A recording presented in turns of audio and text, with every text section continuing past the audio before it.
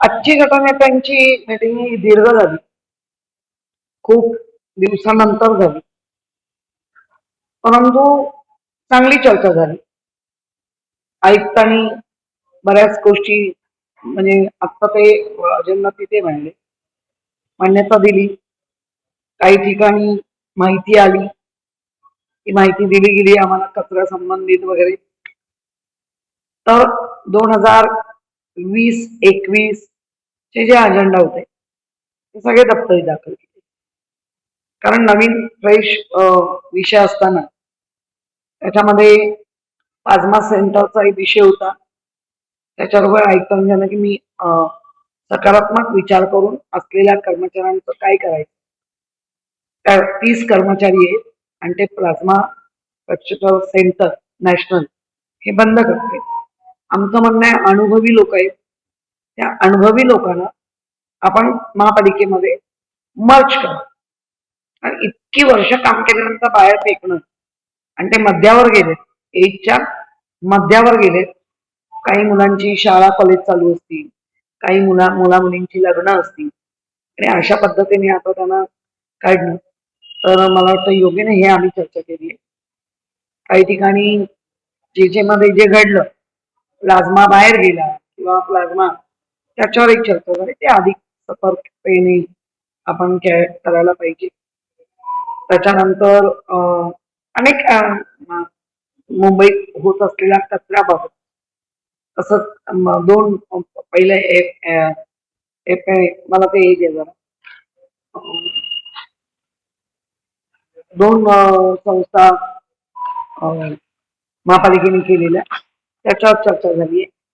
त्यामुळे अनेक गोष्टीवर चांगली सकारात्मक यावेळेला कुठलंही वादग्रस्त कोणाकडनं म्हणजे मी विरोधी असूनही जिथे जिथे मला काही ऑब्जेक्शन घ्यायचे होते ते घेतल्यानंतर महापौरांनी चांगलं हे केलं की नाही आणलं नाही, सहकार्य केलं. त्यामुळे मला वाटतं असे जर हेल्दी विषय मुंबईकरांसाठी येणार असतील तर नक्की आमचा सपोर्ट असेल.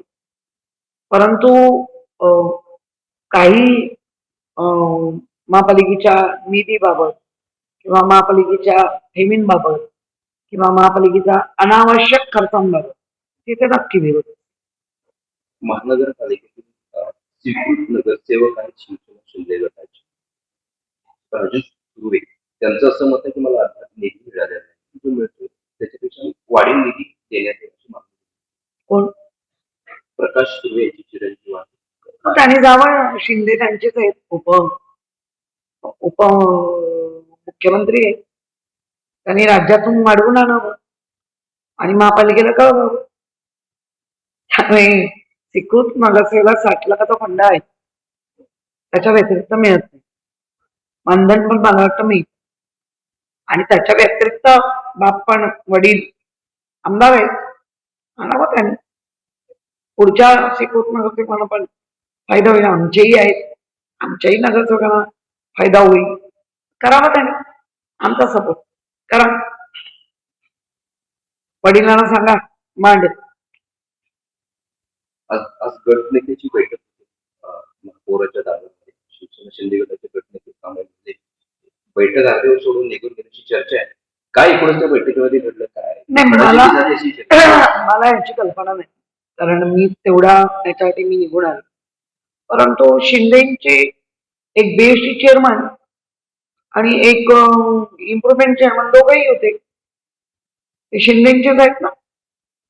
त्यामुळे आम्ही निघून गेलं हे मला माहिती नाही, पण त्यांचे होते आणि त्यांचे याच्यावरती कुठेही बीएसटीची बिलकुल चर्चा नाही झाली. काही इम्प्रुव्हमेंटचे जे 2025ला डिसेंबरच्या काळात धडाधड पास केले त्याच्याबद्दल मात्र ओवापोह झालाय.